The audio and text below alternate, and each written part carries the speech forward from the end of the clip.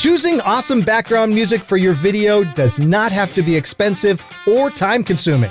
Right now, I'm going to show you exactly how to do it. And hey, we're going to have a lot of fun listening to music. Welcome to the Maximizers. Welcome, fellow Maximizers. I'm David Miller, broadcast director and video marketer. Choosing the right music for our videos, it's not that difficult once we know how to do it. I've used tens of thousands of songs from a dozen different music libraries. And today, I'm going to share with you the kind of songs that work well, the kind of songs that don't work well, and I'll answer some of the biggest questions people ask about using background music. But let's start with where to find great music for your awesome videos.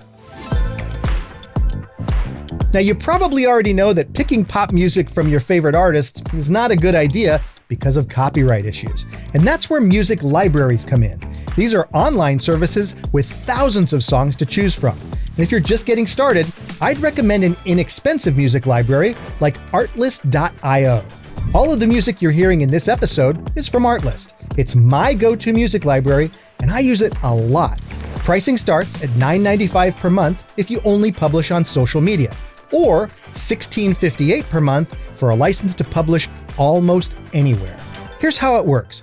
You simply search for keywords like acoustic, corporate, and positive, and you'll get a list of all the songs that match those keywords. Then you listen to them.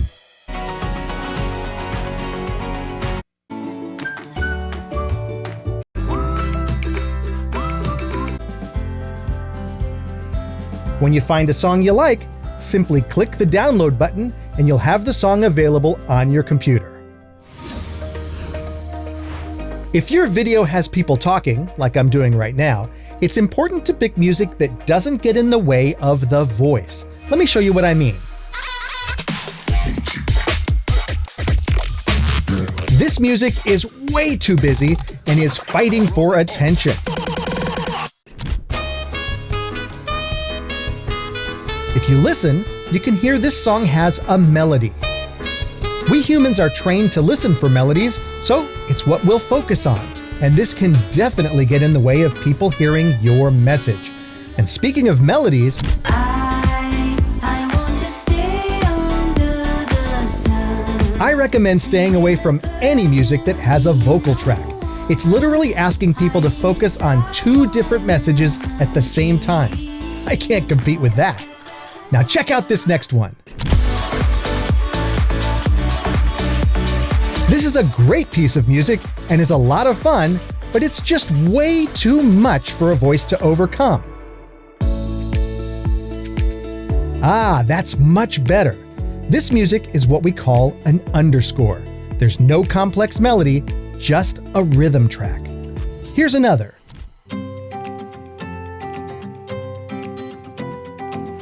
This music is easy to talk over because it's simple, and simple is good.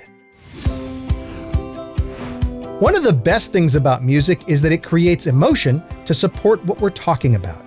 In my videos, I like to use music that is positive and has an energy that implies possibilities and opportunities, like the song you're listening to right now. So when you're searching for music, the word positive can be a big help. But what if your video isn't all that positive?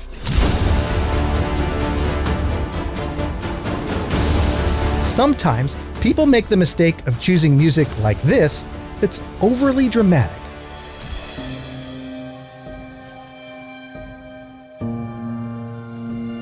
And some people choose music that's not just sad, but depressing. This kind of song should generally only be used for absolute devastation.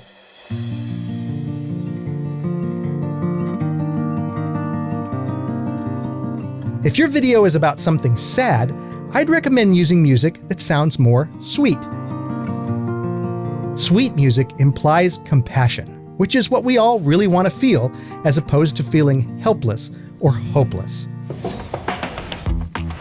I can make this very simple for you. I try to never let a piece of music run for more than a minute. Most times, the songs in my videos run 45 seconds or less.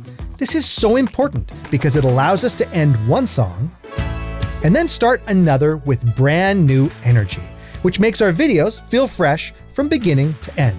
Plus, it's a great way to create moments in a video without having to rewrite the script. Here is the truth about audio levels. Every song is completely different from every other song. Some are loud and busy, some are quiet and spacious.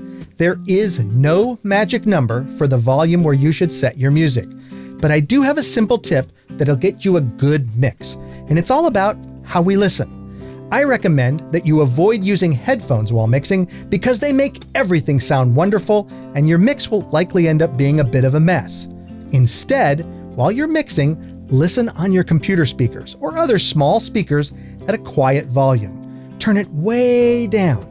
If you can hear and feel the emotion of the music while clearly hearing exactly what everyone is saying, then you probably have a good mix.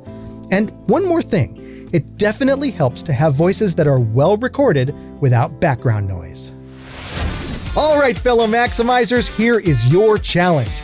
Get a subscription to a music library that fits your budget, drop in some great music that matches the emotion of your video, and don't let the songs run too long or get in the way of your message. Please do me a favor and click that subscribe button because it will make my whole day. And if you leave me a message in the comments, I will absolutely answer it. Let's stay connected, and as always, have the very most fun.